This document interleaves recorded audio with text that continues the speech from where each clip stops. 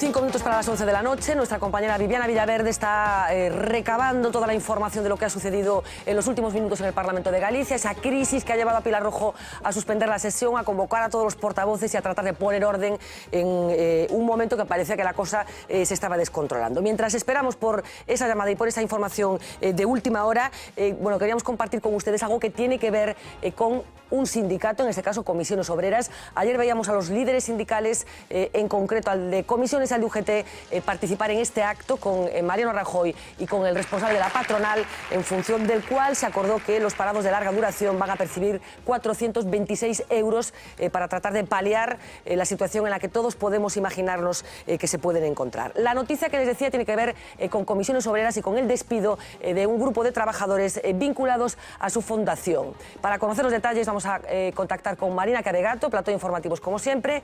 ¿Qué ha pasado, Marina? Pues que Comisiones Obreras ha despedido a 8 trabajadores aplicando la reforma laboral de Rajoy. Todos trabajan en Forem, la fundación de comisiones dedicada a impartir cursos de formación. Según cuentan, recibieron ayer una carta en la que se les comunica su despido sin negociación previa y con la mínima indemnización posible recogida en la ley, es decir, 20 días por año trabajado. Los trabajadores denuncian que solo quedan 6 empleados y otros 3 directivos, la directora y 2 asesores. El sindicato se defiende diciendo que los despidos corresponden a una situación económica irreversible y por los recortes drásticos que desde el año 2012 afectan a las políticas de formación y de empleo. Ellos explican que las subvenciones han bajado un 50% desde el año 12 y en un 30% entre 2013 y 2014 y que está previsto que para el año que viene, el 2015, todo esto caiga un 20%. Fernanda.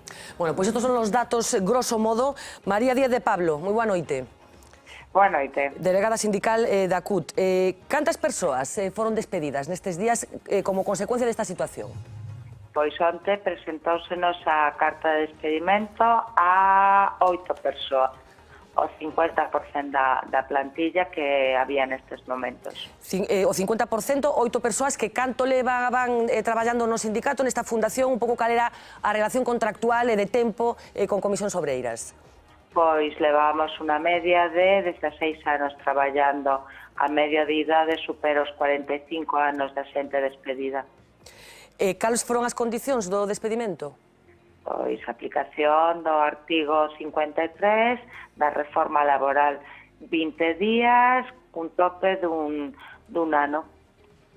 Algún tipo de medida de acompañamento, tendo en conta que en algúns casos a xubilación está relativamente próxima?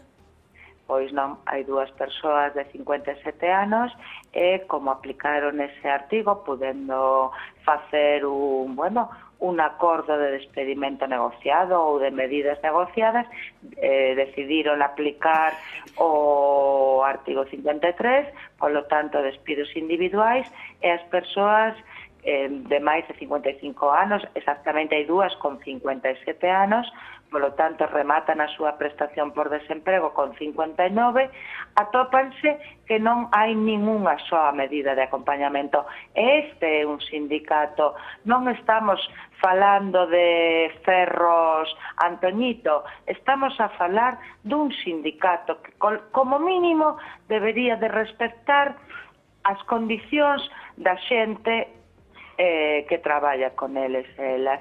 Somos traballadores e traballadoras. Botan á rúa a xente co salario máis baixo de toda a empresa. Non botan a xente de dirección. Se é un problema económico o que ten Forem, o lóxico é deixar fora a xente cos salarios máis altos, porque non é verdade que esta xente faga maravillas. Xa abocaron a empresa a un ERE no 2012, o mismo equipo de dirección. E volven a botar a xente, o mismo equipo, e o equipo mantense. Mantense cunha falta de transparencia total. Quixemos saber, coñecer canto gañaba estas 3 persoas e negóusenos esa información ás delegadas sindicais. Vos aceptades que eses problemas económicos existen nestes momentos no sindicato? Sabemos que hai problemas económicos igual, os hai no sindicato que en todas as empresas. A crise afecta a todo o mundo, pero como se poden resolver únicamente os problemas botando a xente á rúa, a xente que menos gana? Como é posible que o problema se solvente únicamente así? Que fixeron estes anos? Por que non buscan alternativas? Temos uns centros maravillosos, con aulas, con homologacións e certificacións profesionais. Como é posible que non se busquen outras vías? Que pasa? Que só queremos depender das subvencións? Por qué? Porque aí hai mordida, en nos outros tipos de formación non se pode morder. É posible que sexa eso? Esta é, unha dúbida que lanza o vento. Mantén que se podía prescindir deses directivos que comenta que teñen os salarios máis altos e ser sustituídos pola xente que foi despedida. Realmente o traballo que están levando a cabo eses directivos podería ser asumido por cualificación profesional, digamos, por estas persoas, incluída vostede, das que se prescindiu? Vamos a ver, Foren é unha empresa que nace fai 20 anos. Hai moita xente da que se despide que leva traballando 20 anos aí. 20 anos onde a que hoxe é despedida como administrativa comezou sendo responsable de centro. A min, que me votaron no 2012, porque fun afectada polo ERE, resulta que a Suiza lle día a Foren, a empresa, a comisións, que eu teño que ser readmitida porque son delegada sindical e teño a cualificación en Foren para desenvolver outras tarefas. A xente, outra das persoas, foi nun momento dado directora sustituta da empresa nunha baixa maternal. Ou seja, que hai xente moi cualificada. O técnico de almacén, o personal de almacén, leva toda a parte administrativa do almacén, non só coloca as estanterías, leva toda a parte administrativa, tamén pode facer outras tarefas. Por ter información, María, por ter a información, canto o soldo medio da xente que foi despedida? Pois da xente que foi despedida, a verdade non fixen non fixen a media. Pero aproximadamente... Tres das persoas teñen un salario líquido de 1.100 euros ao mes. Tres das persoas despedidas. Polo tanto, as tipos de dirección, creemos, polo menos lo que sale no no Consello de Contas, di que no 2010 unha persoa de dirección xustifica cun salario de 4.000 euros ser docente dun curso. Si no 2010 esa xente de dirección ganaba unha persoa 4.000 euros ao mes, 14 pagas, bótalle contas de canto pode estar gañando agora. Non o sabemos porque a falta de transparencia é a principal forma de comunicarse que ten comisións cos seus delegados sindicais. Es que somos os responsables laborais. Xa para rematar, María Díaz de Pablo, fixeron unha aplicación estricta da reforma laboral. Foi unha das cousas que máis vos doeu como extraballadores? Claro, porque en marzo de 2012 mandáronnos ir a folga, hubo un peche da empresa sin informar aos traballadores, sin darnos opción a si queríamos ir a folga ou non, por esta misma reforma laboral, porque o señor Toxo, o señor Sánchez Aguión, que é o secretario xeral de Galicia, se lles encha a boca cando din que esta crise que está empobrecendo os traballadores por culpa da reforma laboral, que a reforma laboral propiciou que as empresas poderan botar a rúa a quen lle petase. E eles están a facer o mesmo na súa casa. O sea, a súa casa é unha empresa e de cara á galería convírtense de repente en sindicalistas. Non, mira, unha levántase sindicalista pola mañán e deítase pola noite sindicalista, para dentro e para fora. Pois María Díaz de Pablo, queríamos saber exactamente que está acontecendo nese entorno de Comisións Obreiras. Moitísimas grazas por atendernos. Moi boa noite. Gracias a vos por ser a nosa voz. Bueno, pois esta é a denuncia que fan eses extraballadores de Forén, esa Fundación de Comisións Obreiras, e lóxicamente queríamos testar tamén, como facemos sempre, procuramos facer sempre, o punto de vista da outra parte. Maica Bouza, moi boa noite. Moi boa noite. Secretaria de Emprego de Comisións Obreiras en Galicia. Eu non sei se estaba escoitando a conversa que estábamos mantendo con María Díaz. En calquer caso, é así como se está contando, 8 persoas despedidas aplicándoles estrictamente a reforma laboral? 8 persoas despedidas, un centro de traballo pechado, aplicando despedimentos obxectivos individuais, dado que o tamaño que en este momento ten a Fundación Forén Galicia non permite aplicar un expediente de regulación de emprego que é o que modificou a reforma laboral. Pero se está aplicando, aplicouse con estes traballadores as condicións da reforma laboral, porque eu supoño que o sindicato tiña a posibilidade de mellorar o que está previsto nese texto legal tan criticado dende Comisións Obreiras. Non se aplicou a reforma laboral. A reforma laboral o que modificou é o marco normativo dos expedientes colectivos de regulación de emprego. Estes son despidos individuais. Primeiro punto que reitero. Segundo, o sindicato non tiña en este momento posibilidade de modificar o que recolle o Estatuto dos Traballadores para os despedimentos individuais de carácter obxectivo, que é unha indemnización de 20 días por ano. En este momento o sindicato optou entre pechar a súa fundación de formación ou manter 9 postos de traballo. Para poder manter os 9 postos de traballo que quedan, a día de hoxe, as únicas condicións que lle podía afectar ás persoas das que tiña que prescindir eran os 20 días por ano que recolle a normativa para os despedimentos obxectivos. Pero, Maica, por insistir, non había ninguna posibilidade de mellorar eses 20 días por ano? Non había ninguna posibilidade sin queríamos manter outros postos de traballo. Si quixéramos pechar e extinguir todos os postos de traballo, pois o mellor, pero como facemos no conxunto das empresas, nos pretendemos manter o maior número de postos de traballo posible. Neste caso, 9. Claro, entón, eu de verdade que quero insistir neste punto moito. Os empresarios, xa non falemos de comisións obreiras, non teñen a opción particular de mellorar a reforma laboral, por entendernos? Os empresarios teñen a opción de mellorar as indemnizacións que lle aboan aos traballadores ou traballadoras cando teñen recursos para facelos e destinan eses recursos a unhas cousas ou a outras. Nos, eses recursos os destinamos a manter 9 postos de traballo. Este plantexamento, Maica, pode ser moi semellante o que fan moitas empresas que están nunha situación semellante a do sindicato e que moitas veces son criticadas por comisións obreiras cando se teñen que acoller a esa reforma laboral que, como se recordaba hai uns minutos, propiciou, entre outras cousas, unha folga xeral. Non, estamos falando de cousas distintas. Nos, primeiro, a reforma laboral o que modifica é que antes había os expedientes, as extincións colectivas de contratos, tiñan que ter causas obxectivas e contrastadas. A reforma laboral o que permite é que con causas supostas ou previstas unha empresa poda despedir o seu cadro de persoal. Ese é o cambio que fai a reforma laboral.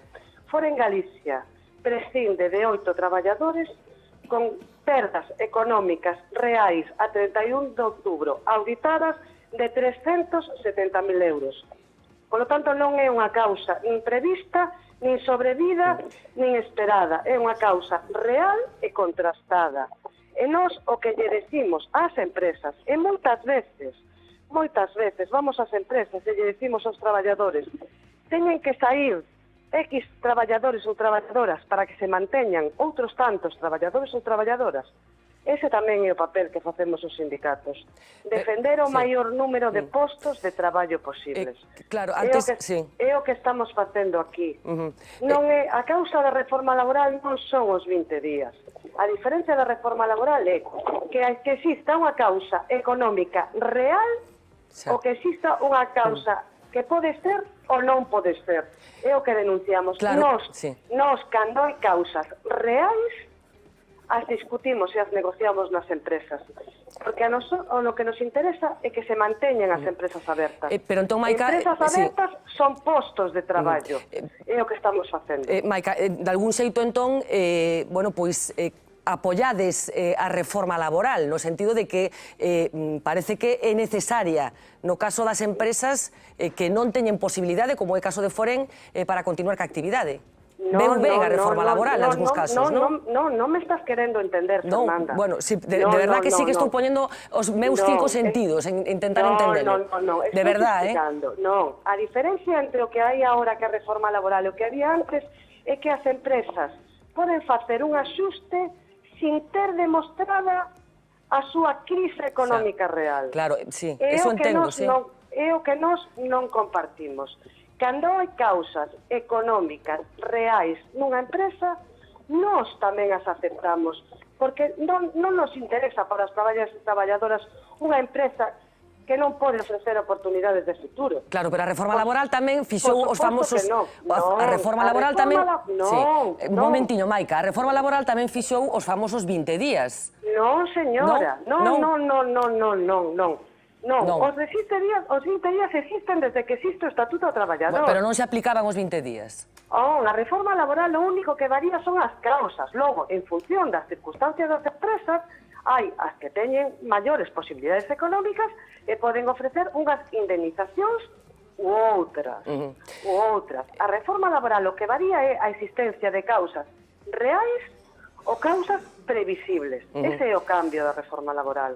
Maica, unha cuestión máis. Eles falan, os traballadores despedidos, que se tocou, digamos, os traballadores que menos gañaban, que se trata dun problema económico que se podía ter tocado a eses directivos que eles consideran que cobran máis.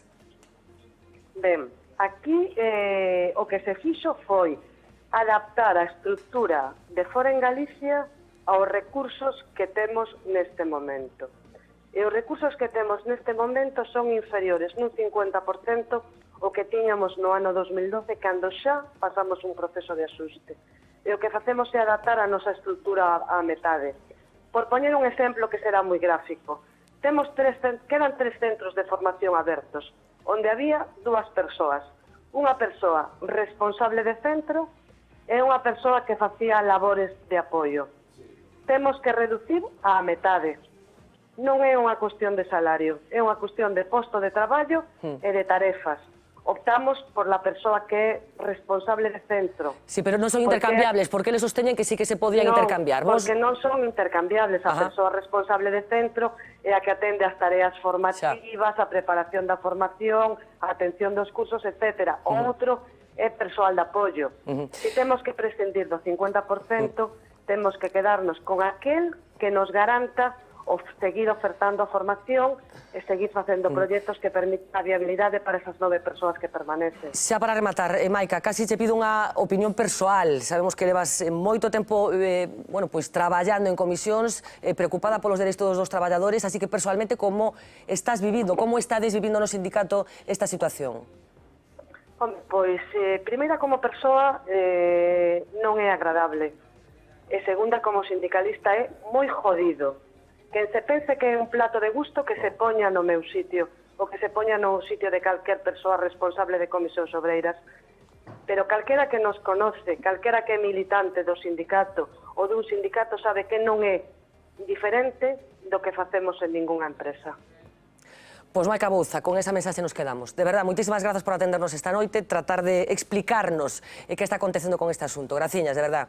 Mira, eu, se me permites un segundo, Fernanda, vos agradezo que nos dera esa oportunidade de explicar, de contar o que está pasando e o mal que estamos pasando e como estamos intentando manter o sindicato e os instrumentos que ten o sindicato para os traballadores e traballadoras, pero tamén me gustaría decirvos que nos gustaría que algunha vez nos chamárades para algo que non fora só titular negativo. Maica, sabes mellor que a min, que forma parte desta mesa, unha persoa... Que nos chamárades, por exemplo, para falar desa axuda que se acaba de conseguir para máis de 400.000 desempregados e desempregadas que estaban nunha situación extrema. Bueno, eu comprométome a chamarte a ti personalmente para falar destas cousas. En calquer caso, sabes mellor que a min que forma parte desta mesa un amigo querido, e falo xa dende un punto de vista personal, que forma parte da organización a que ti tamén estás, seguro que o sabes. O sei, pero para o resto tamén estamos o resto tamén, Pois, Fernanda. de verdad, Maica, apunto na xenda e de verdad que reclamaremos os teus coñecementos para falar destas cousas tamén. Graciñas, de verdad. Moitas gracias a vos. Unha aperta, moi boa noite. Igual, hasta logo. Boa noite. Teño a Bibi agardando para que nos explique que pasou no Parlamento, pero quero dar un pouco de oxígeno e así que os pido opinión. Roberto. Bueno, esto los espectadores habrán podido juzgar a la vista de las dos versiones que se dan. Parece evidente que Comisiones emplea un discurso muy frecuentemente cuando se producen despidos en las empresas y otro discurso. Este no es el primer, digamos, el primer asunto que se produce en relación con despidos en que Comisiones aplica estrictamente la reforma laboral que ha criticado, ¿no? Porque las críticas a la reforma laboral, aunque esto Carmen ha pretendido poner de relieve que solo tenían que ver con el hecho de que fuera el despido objetivable o no objetivable, en realidad las críticas a la reforma laboral por parte de Comisiones eran mucho más amplias, como tú has explicado, ¿no? Bueno, los espectadores podrán juzgar si es razonable que un sindicato critique a los empresarios por hacer lo que luego hace él. Adina. Brevemente os pido porque tenemos todavía muchas cosas. cosas. A mí me sorprende, ¿no?, que el sindicato haya tomado esa decisión. Vamos a ver, es cierto que la reforma laboral ha despertado muchísimo revuelo y muchísima crítica por parte de los sindicatos. Yo creo que en muchos casos acertada, ¿no? Hay muchas cosas que criticar a esta reforma laboral. Y entre otras cosas estamos viendo que no está consiguiendo ninguno de los objetivos que quería conseguir la reforma laboral en este momento. El hecho de decir que, bueno, de esta manera hemos mantenido 9 puestos de trabajo es una forma muy tradicional de verlo, ¿no? Pero también hay otras formas que un sindicato podría tener para corregir esto, ¿no? Para por lo menos capear estos malos tiempos, manteniendo sus valores y su discurso, ¿no?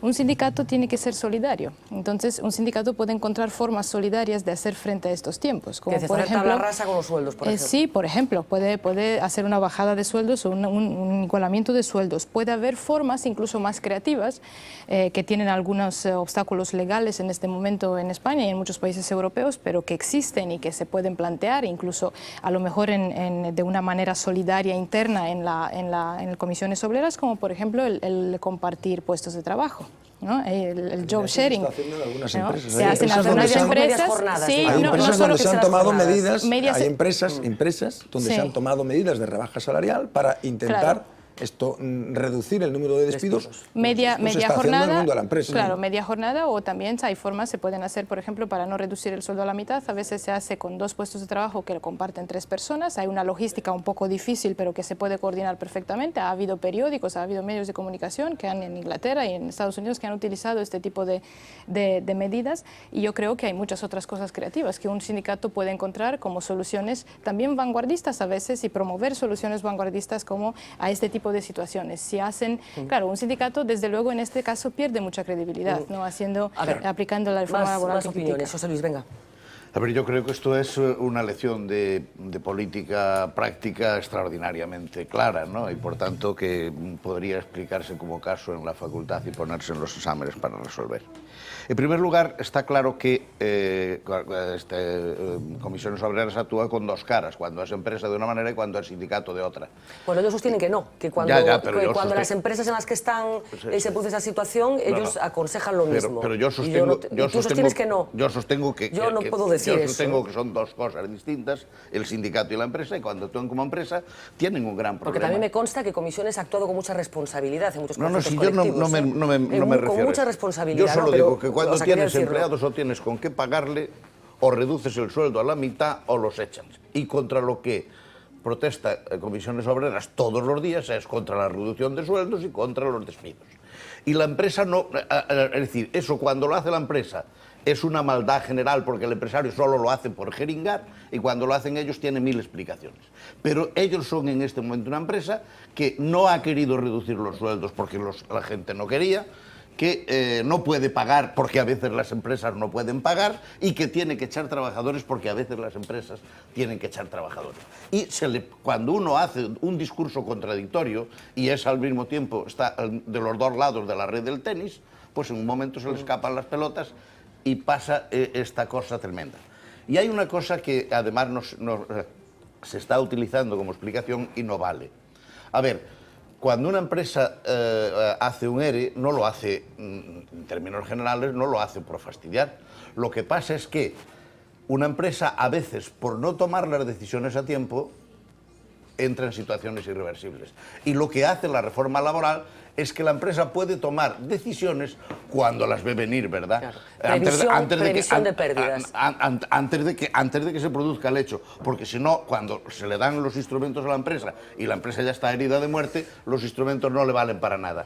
Y por tanto yo creo que en este punto, si en este momento el espectador se ha quedado con los dos discursos y ahora lo compara con el discurso del gobierno y con el discurso de las empresas, se daría cuenta de que somos enormemente injustos cuando hablamos de la política general, siempre partiendo del hecho de que parece que hay buenos y malos. Bueno, no me faltan Lorenzo, me faltan Carlos, pero es breve. Yo simplemente una cosa solo. Quiero insistir en lo que le decía a José Luis, para que me consta que Comisiones ha actuado con mucha responsabilidad en muchos conflictos colectivos que desgraciadamente campan a sus anchas últimamente en Galicia y en el resto de España. Me consta que esto ha sido así. Y a mí también me consta, como me consta que en algunas ocasiones han apoyado rebajas salariales para hacer posible la viabilidad de empresas. Esto es absolutamente indiscutible, ¿no? Pero iba a decir que esto que decía José Luis es que yo creo que es muy importante. Es decir, la presunción de que el cambio que introduce la reforma laboral es un cambio malvado, que no tiene otro objetivo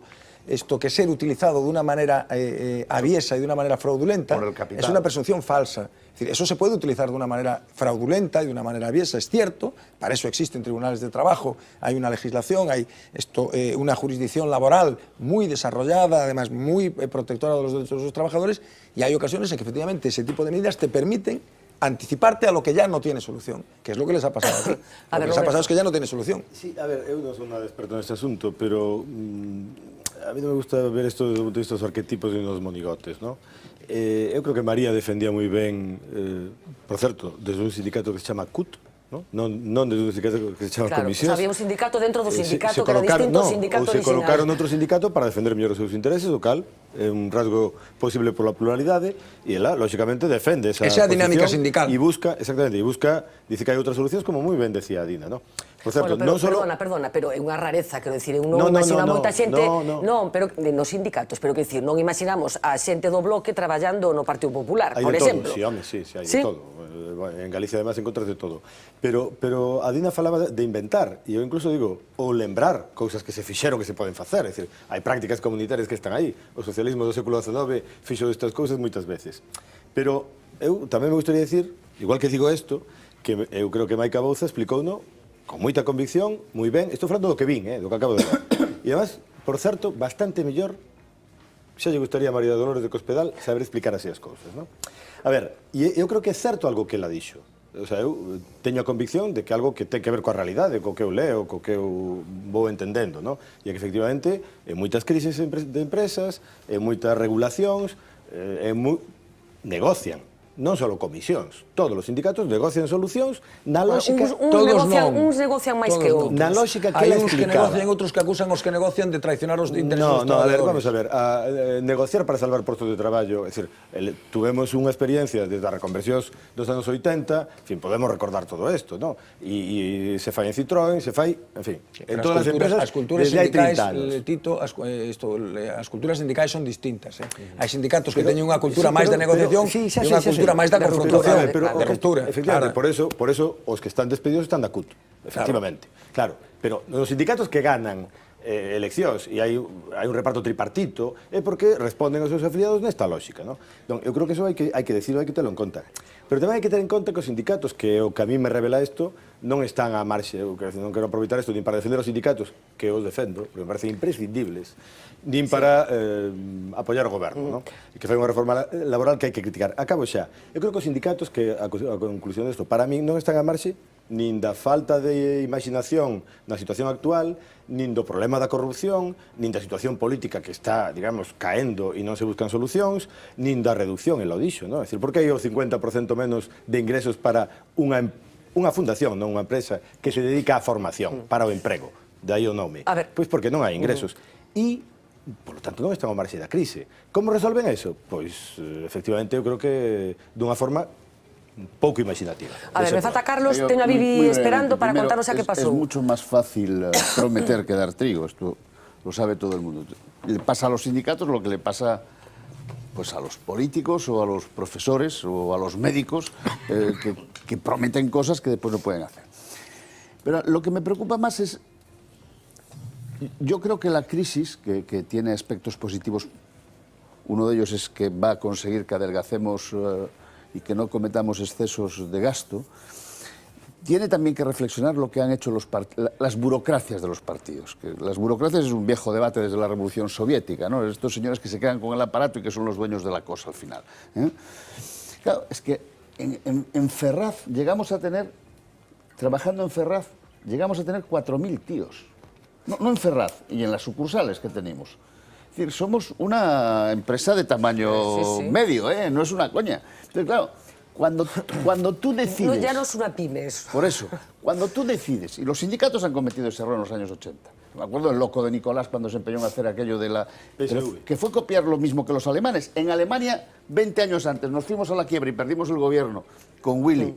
Por el tema de la quiebra de la empresa de tal, y repetimos los mismos errores. A los espectadores sí, que no, Willy Brandt. No, pero ya estamos acostumbrados a la forma de comunicar de pero bueno, es decir, que Willy, François, o sea... No, pero quiero decir que es así, es decir, se cometen los mismos errores. Es decir, yo estoy convencido de que hay demasiado profesional de la cosa pública. Yo creo que tenemos que volverlos aficionados. Hay sitios donde hay más, hay sitios donde hay de menos.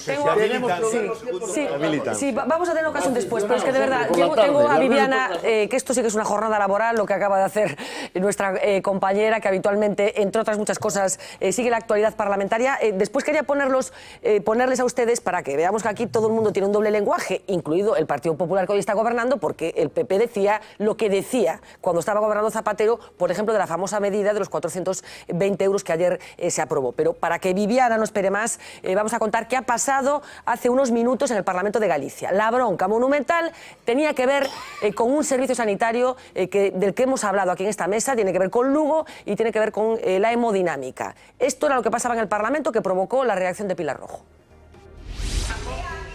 Señora Acuña, o cala vostede ou ten unha chamada a orde? Señora Solla, señor Vázquez e señor Fajardo teñen unha chamada a orde cada un. Nin eu, nin os meus compañeiros da provincia de Lugo votaríamos a aprobación desta modificación de lei que se vai a votar agora se non estuvera garantizado un trato igualitario aos veciños da provincia de Lugo en relación ao resto de Galicia. Señor Castillo, silencio.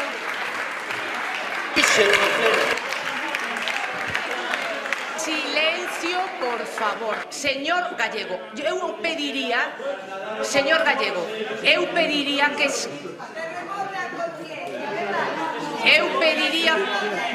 Acuña, señor Fajardo, quere a segunda? Bueno, pues entón, por favor, suspendemos a sesión e portavoces ao meu despacho, por favor.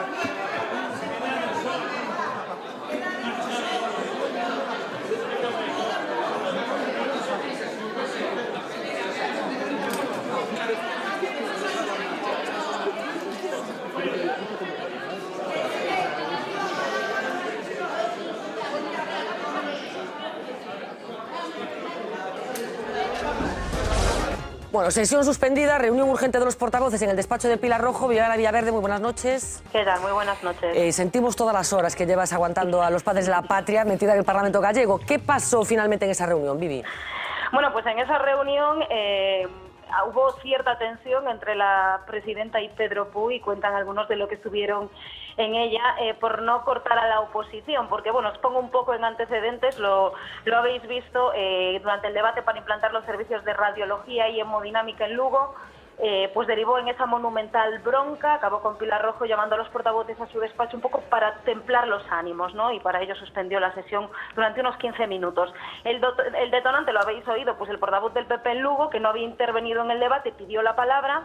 Pilar Rojo le permitió a Jaime Castiñeiras intervenir cuando le había negado la palabra a la oposición tras ese debate, y entonces se montó el gran lío. Como decía, pues en la reunión hubo tensión entre los propios populares por si Pilar Rojo no conseguía calmar a la oposición, y la oposición reclamaba intervenir para posicionar sus enmiendas. Bueno, un capítulo más de una tensión que ya viene siendo habitual, aunque es cierto que es la primera vez en esa legislatura que Pilar Rojo llama a los portavoces a su despacho. Vivi, veíamos en esas imágenes que, bueno, Pilar Rojo no tenía ningún control sobre lo que estaba pasando en ese momento en el Parlamento. Parece que cada uno hablaba cuando le daba la gana, que intervenía cuando consideraba oportuno. ¿Era esto un poco lo que estaba sucediendo, que aquello era como una especie de patio de recreo? Sí, exactamente. Durante unos minutos se descontroló absolutamente la sesión, porque por una parte intervenía Jaime Castiñeiras, por otra parte en la oposición absolutamente un montón de diputados de los diferentes grupos pues hablaban, gritaban. Seguramente lo habéis podido oír a pesar de que tenían el micrófono cerrado. Eso significa que gritaban un montón para que se oyese desde el micrófono del otro lado del hemiciclo de Jaime Castiñeiras. Entonces, bueno, pues se les fue un poco de las manos, y para cortarlo pues acabó tomando esa medida. Es verdad que es bastante habitual últimamente que las llamadas al orden tampoco acaban de ser suficientemente cortantes para zanjar pues estas intervenciones. Y ya para acabar, Vivi, ahí voy un poco. Decías que hubo cierta tensión entre Pedro Puy, portavoz del Partido Popular, y la presidenta del Parlamento, Pilar Rojo. No es la primera vez que esto sucede. Hemos visto a Puy protestar, al menos de gesto, por las decisiones y por la falta de autoridad, si se me permite, de la presidenta del Parlamento en relación con las intervenciones. Yo no sé si pronosticas, como consecuencia del gran conocimiento que tú tienes de las dinámicas parlamentarias de esta legislatura tan singular, que Pilar Rojo, bueno, pues a lo mejor podría ser sustituida. Me atrevo a preguntártelo así y a que me digas lo que piensas. No me atrevería a decir yo tanto. Es cierto que en otros momentos ha habido esa tensión, pero tienen caracteres bastante diferentes. Ella siempre intenta llamar al consenso. Entonces yo creo que eso templa incluso los ánimos de los suyos, aunque en apariencia pueda haber así un primer encontronazo fuerte. No me atrevería a decir eso, la verdad. Pero bueno, sí que es cierto que hay ciertas diferencias entre el portavoz del Grupo Popular y la presidenta sobre cómo liderar los plenos, o sobre todo cómo controlar a la oposición cuando se desmanda. Ya para terminar, de verdad, Vivi, ¿tienes la sensación, muchas veces, bueno, es lo normal, no es nada extraordinario, pero hemos visto al vicepresidente Miguel Santalices dirigir los plenos? ¿Tienes la sensación de que a veces tiene más capacidad para poner orden, como decía, en una Cámara tan singular como esta, que forma parte del Parlamento gallego? Bueno, no sé, el carácter de Santalices sí que lo hace un poco especial, porque él maneja, a veces es más duro que ella, retira muchísimas expresiones, a veces es más intransigente, pero bueno, esa retranca que tiene sí que hace que a veces pues sus intervenciones o sus reprimendas se vayan un poco más al humor que a la tensión. Puede que ahí los diputados le tengan un poco más de respeto, pero tampoco diría yo que él lo maneja mejor, sino que yo creo que con el carácter que tiene, pues que relaja un poco la situación, y que lo hace menos veces, que eso también yo creo que es importante, que bueno, pues que a veces es una excepción casi y no se llega a tanta tensión. Bueno, hay que reconocer que de todas maneras el trabajo de Pilar Rojo no es precisamente fácil. Yo, vamos, me consta, está claro que es una Cámara complicada de dirigir. Vive, muchísimas gracias. De verdad, 1000 horas llevas ahí metida. Del oficio, Fernanda, sí que me gustaría hacer una mención, que no sé si lo podéis ver en las imágenes, que es lo absolutamente estupefactos que estaban los vecinos de Lugo que hoy vinieron al Parlamento. Claro, efectivamente, porque había vecinos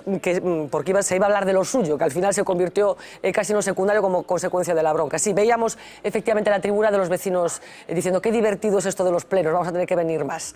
Sí, no sé, alguno en el pasillo decía por teléfono, yo le oía hablar así entre carreras, decía, no pensaba que esto era así. En fin, Vivi, que de verdad, muchísimas gracias, reina, que descanses, ¿vale? Venga, un beso muy fuerte. Sé que tenéis cosas que comentar, pero vamos a hacer el último corte de publicidad, porque si no, Jairo Aldana me va a matar. Vamos a hacer ese corte. ¿Alguna cosa que decir del anterior asunto de comisiones? Quería poner, bueno, pues esa doble vara de interpretar las cosas que también tiene el Partido Popular, escuchando a Dolores de Cospedal, lo que decía en la oposición de una medida muy semejante a la que ayer, bueno, pues se aprobó por por el Ejecutivo en el que ella milita, digamos, y también alguna valoración sobre este asunto de la Cámara Legislativa gallega. Venga, enseguida volvemos.